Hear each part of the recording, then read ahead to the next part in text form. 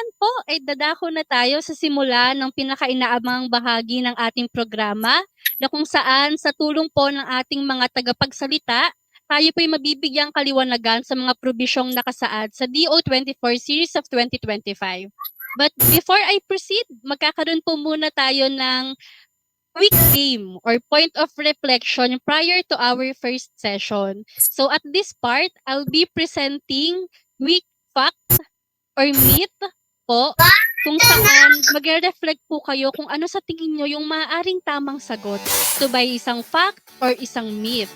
So kung sa tingin nyo po ay itong isang fact, pwede po kayong mag-react ng heart at sad react naman po kung ito ay isang myth. So ang ating pong first statement ay ang mga guro mula sa career stage 1, katulad ng teachers 1 to 3, ay pwedeng direktang tumalon sa career stage ng mga posisyong may hawak na master teacher 1 to 2 nang hindi dumadaan sa career stage 2 or mga posisyong teachers 4 to 6. So, ano sa tingin ninyo ang tamang sagot? So, send your reaction or comments below.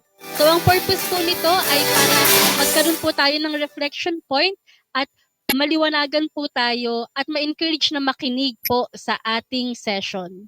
So for our first session, we will walk you through the overview and key components of the implementation of the expanded career progression system. So isa rin po dito, di-discuss din po natin o sasagutin natin ang isa pang ating fact or myth.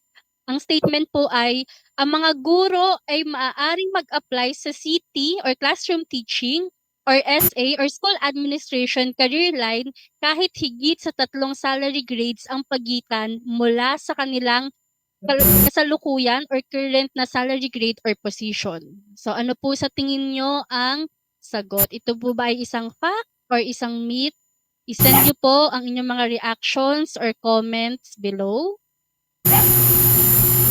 Isa pa pong statement, meron din po tayo haka-haka. Sabi, ayon sa bagong expanded career progression system, ang isang guro ay maaaring pumili ng kanyang career track, whether classroom teaching line or school administration career line upon reaching the Master 2 position. So ano po sa tingin ninyo? Ito po ba ay fact or myth? So malalaman po natin ang mga kasagutan sa ating naipresentang fact or myths mamaya. So this is an important part of our orientation. So I encourage everyone po na mag-take note at maglista ng inyong mga komento. So isa pa po, ito po ay nararamdaman ng karamihan. Ang sabi po ay pahirapan ang promotion sa bagong expanded career progression system dahil sa maraming additional requirements tulad ng training, further education, at portfolio. So, yun po kaya isang katotohanan o isang haka-haka lamang. Later po, malalaman natin. So, for our first session, as mentioned earlier, I encourage everyone to take note or to list their comments or inquiries or recommendations kung saan pwede po nating maibahagi mamaya sa question and answer session sa dulo ng ating session. But to start po or simulan ang bahaging ito at upang talakayin ang session 1 o ang overview of the expanded career progression for teachers and school heads, tinatawagan po natin ang Project Development Officer 4 ng BHROD HRDD at Officer in Charge of the BHROD Organizational Effectiveness Division, Ms. Rubichanda J. Crisostomo. Let us give her a warm round of virtual applause. Thank you very much, Marek. Maraming salamat. Kami po ay nagagalak na makasama kayo ngayong umaga dito sa ating national orientation on the expanded career progression for teachers and school heads. Alam ko pong matagal na po ninyo ito inaabangan.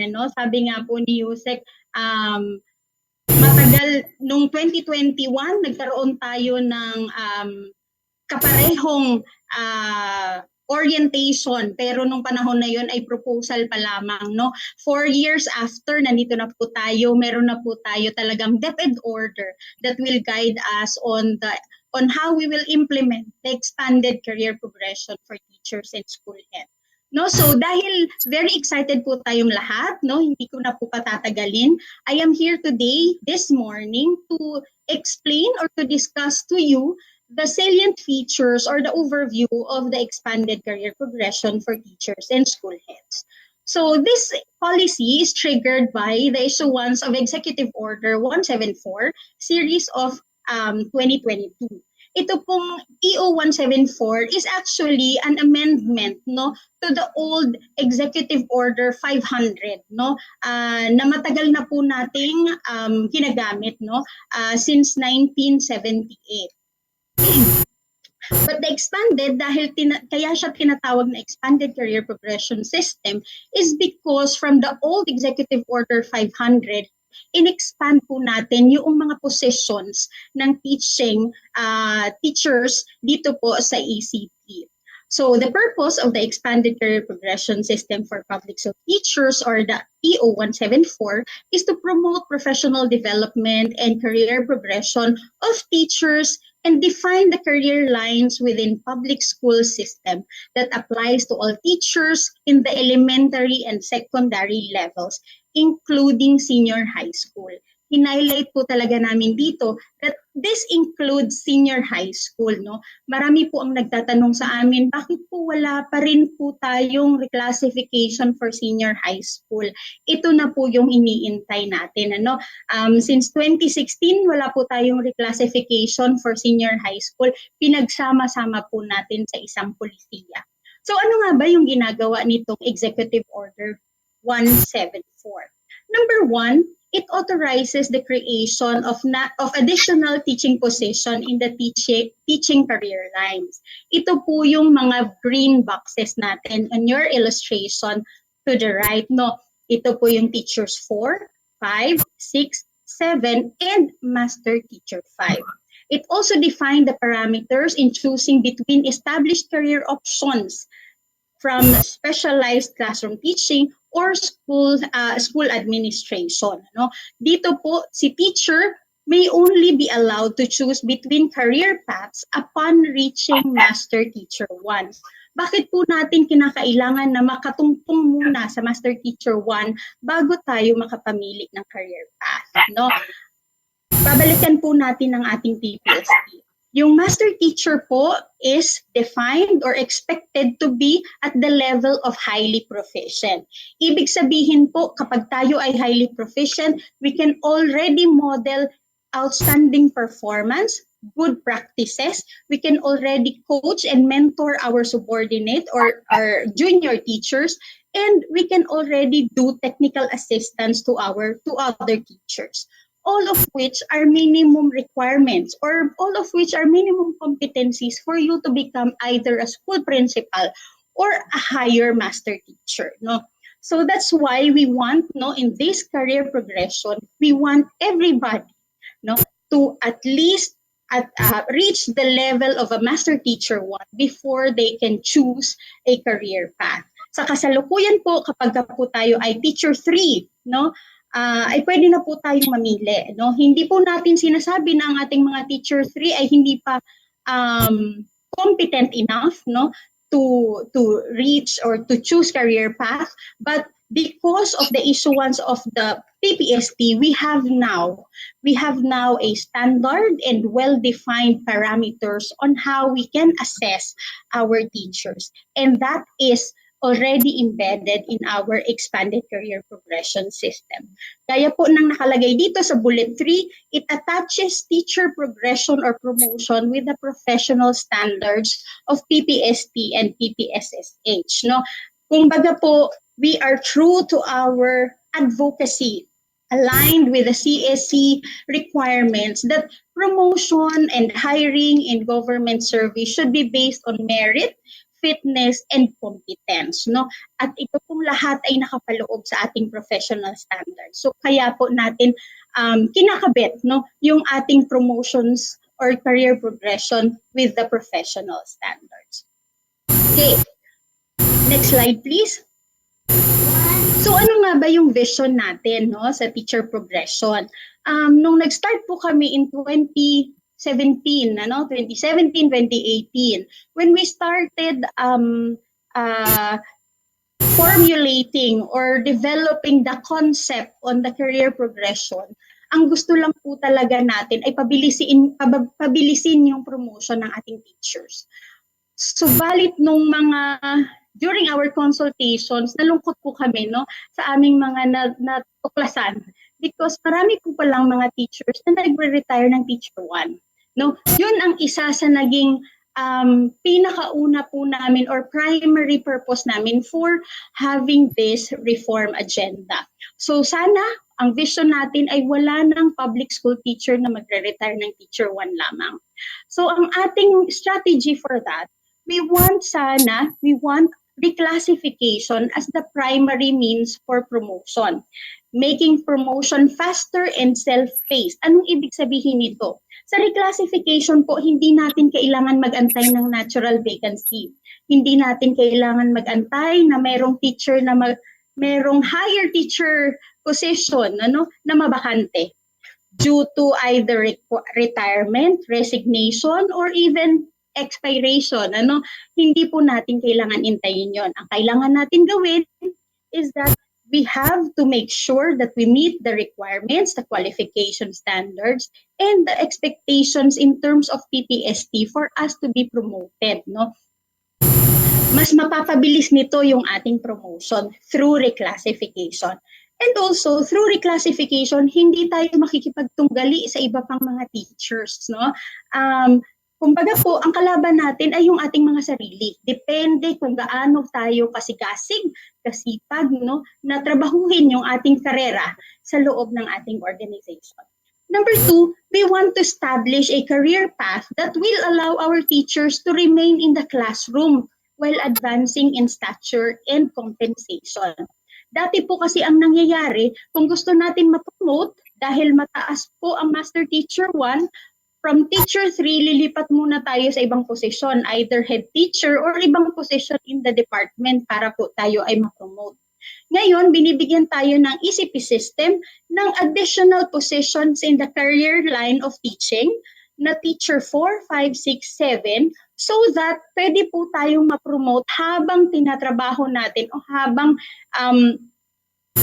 ina-acquire natin yung ating master's degree or yung qualifications for master teacher. So, pwede tayong ma-promote up to SG17, bago tayo maging master teacher. Number 3, we want to establish, a clear career options for teachers. Sabi nga po natin kanina, kailangan mas malinaw kung paano natin papipiliin si teacher ng kanyang career lines between classroom teaching and school administration. We want to clarify and rationalize career paths of our teachers. Teachers may choose alternative career options once they reach highly proficient level. And lastly, of course, lahat ng ito na ginagawa natin ay para pagbutihin ng edukasyon sa Pilipinas. Teachers' advancement should be based on quality of teaching practice. Kasi at the end of the day, ang gusto natin, ang mga napopromote ay yung deserving of the promotion. We don't want to promote just for the sake of promoting. So in the process, we want to uphold teacher quality standards through competency and merit-based promotion or reclassification. Okay, in the next slides, I will be presenting to you some of the studies that we have gone through. So in support of the career progression for teachers, ito po yung mga realidad na dinadaanan or nakikita natin sa araw-araw. So right now, as of April 2025, meron po tayong 800,000 plus teachers. And sadly, 91% of these teaching positions are occupied by teacher 1 to teacher 3. So one third po of the teacher population, out of this 91%, one third of that is our teacher 1. So ibig sabihin po, meron po tayong 300,000 teachers na ngayon ay teacher 1 pa rin. Ito po ay isang malungkot na realidad na gusto natin solusyonan through the career progression of our teachers. Mamaya po, through our discussion, makikita natin kung paano natin ito gagawin. Number 2, Okay. Ang sabi dito, no, we did with the PIDS, we did a depth workforce study in 2018, and in the Philippines, teacher promotion occur at an alarming slow rate, with data indicating that it takes an average of 15 years to progress from teacher 1 to teacher 3. Dito po sa workforce study, tiningnan yung median number of years of teachers doon sa kanyang posisyon. Ano? At nakita natin para maging teacher 3, in the average, ang mga teacher 3 po natin ay 15 years in service na. And on the average, ang ating mga master teacher 1 ay 23 years in service na. And on the average, ang ating mga master teacher 2 ay 25 years in service. Ang ibig po sabihin nito, matagal, no? Mabagal yung promotion natin sa DepEd. Number 2, meron pong study, yung Save the Children, on teacher motivation. They identified 8 threats to teacher motivation. And based on the results of the Philippines, yung country-specific results, pangalawa po, no, sa critical threats to teacher motivation in the Philippines is the few opportunities for career development. Kapag ka po si teacher ay hindi nabibigyan ng tamang oportunidad for promotion, for career advancement, nakakaapekto po ito sa kanyang motibasyon. Lalong-lalo na po dito sa number 1, ano, makikita natin increased workload and challenges, no? Tapos sasamahan mo pa ng kukunti or limited opportunities for promotion. Okay, pangatlo, ito po yung mas recent, yung study by the Simio Inotech. They actually provided recommendations, no, on how to address the motivation of our teachers. In their study, Exploring Teachers' Whys, Understanding Motivation Among Teachers in the Philippines, they said that with teachers aiming for career movement, opportunities for career progression should be made viable option for teachers who want to focus on classroom teaching. Sinabi din po dito that we should provide additional career progression steps for teachers and master teachers to ensure that high-performing and experienced and expert teachers are retained within the system. So this career progression, in the next slide, is also a response, to the EDCOM report, EDCOM Year 2 report, which says that limited opportunities for career advancement force teachers to move into administrative roles to secure higher pay rather than progressing through classroom-based positions. Inulitin po ng study ng EDCOM na mabagal po yung promotion natin sa DepEd.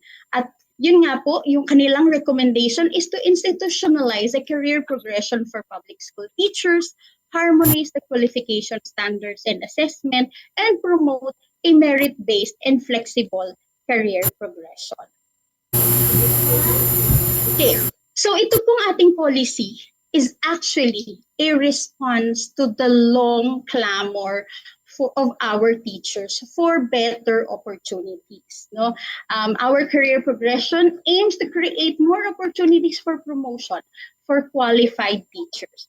Teachers may be promoted up to teacher 7 while completing their master's degree.